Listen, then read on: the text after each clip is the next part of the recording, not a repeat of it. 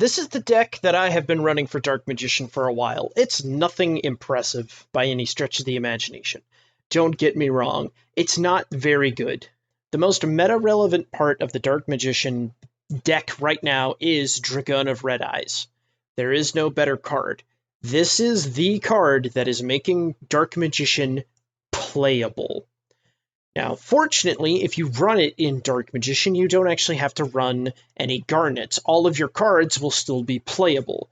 The best one for you to run is probably Destrudo, because you can use it to either open up more Link plays or more Xyz play, or more Synchro plays if you want to run Synchros. It really doesn't matter.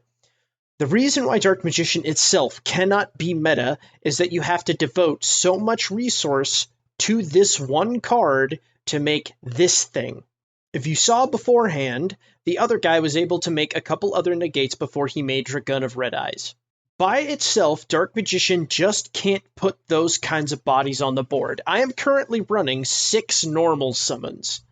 All of these cards are dead in my hand unless I draw one of my 2 special summons, which are Magician's Souls and Apprentice Illusion Magician. Alright? Now, some people say that you should probably run the Dark Magicians, the Ultimate Wizards, because it's a generic fusion and it goes along with most of your cards.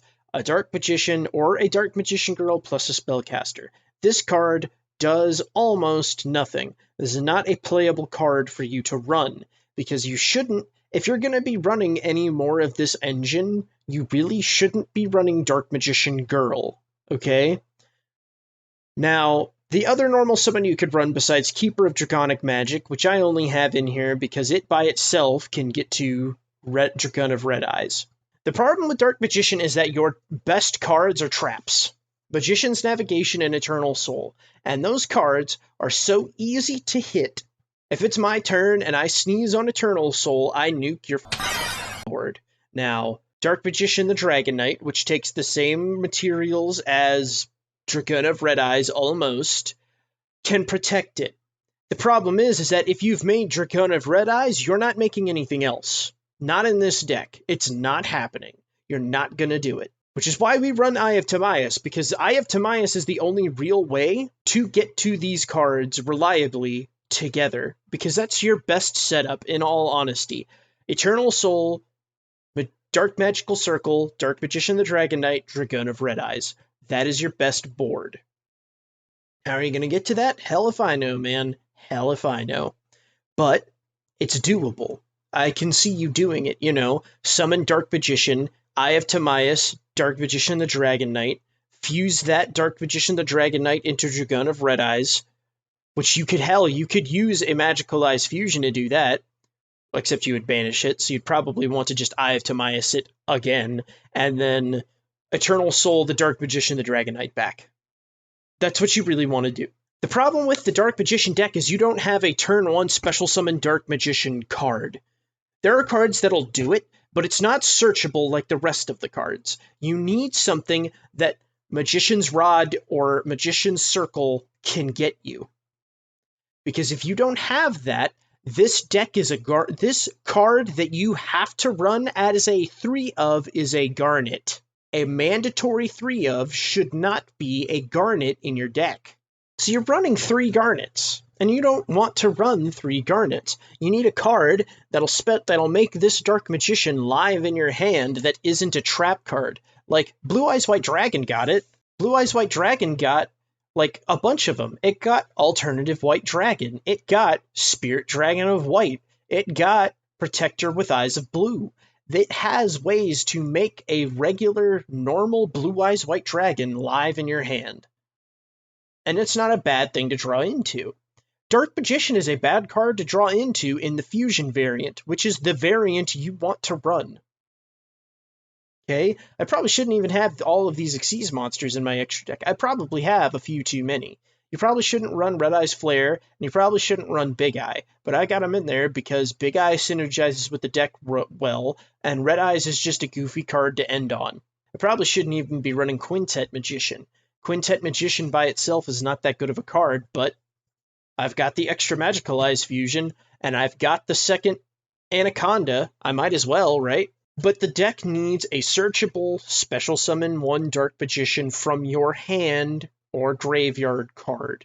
It does not need Dark Magic Veil. Dark Magic Veil would be playable if it said special summon 1 Dark Magician or Dark Spellcaster monster. That's all they would have had to put, and this would be a mandatory 3 of in every Dark Magician deck. And the deck might have been able to do something. But they didn't do that. They said it says special summon 1 Dark Spellcaster. But because it does not say special summon 1 Dark Magician, or hell, it could say special summon 1 Dark Spellcaster from your hand or graveyard. If it's Dark Magician, gain 1,000 life points. That's all they would have had to do. Specifically mention Dark Magician in this card, and it'd be one of the best Dark Magician cards in the game. You know? That's the problem with Konami. They're not going to take the jump to design the cards that these decks need. Like, because most of the stuff, like, most of the Magician's Souls is coming in that new deck. Do you know how many playable cards there are for the Yusei style? 0. You do not play Satellite Warrior. You will not play Satellite Synchron. You will not be playing the Yusei style of cards, which breaks my heart. But Dark Magician is missing too many cards.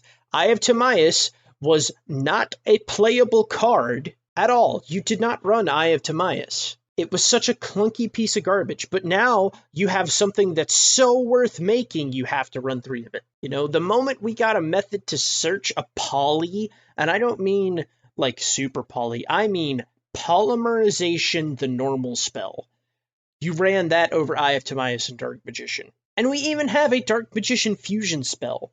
You have a searchable Dark Magician fusion spell, which, thank God, because that at least helps you make the Dragoon of Red Eyes card. But I could tolerate Eye of Timaeus. Like, that's what they have to do with this deck. They either have to make Eye of Timaeus searchable, they have to give us a searchable card that makes Dark Magician good and playable on turn 1, which we don't have, and we're probably not going to get, or they have to make a Eye of Timaeus retrain that says Dark Magician or Dark Magician Girl. That's what this card should have said, because those are the only Dark Magician cards that have fusion summons. Specifically Dark Magician, specifically Dark Magician Girl.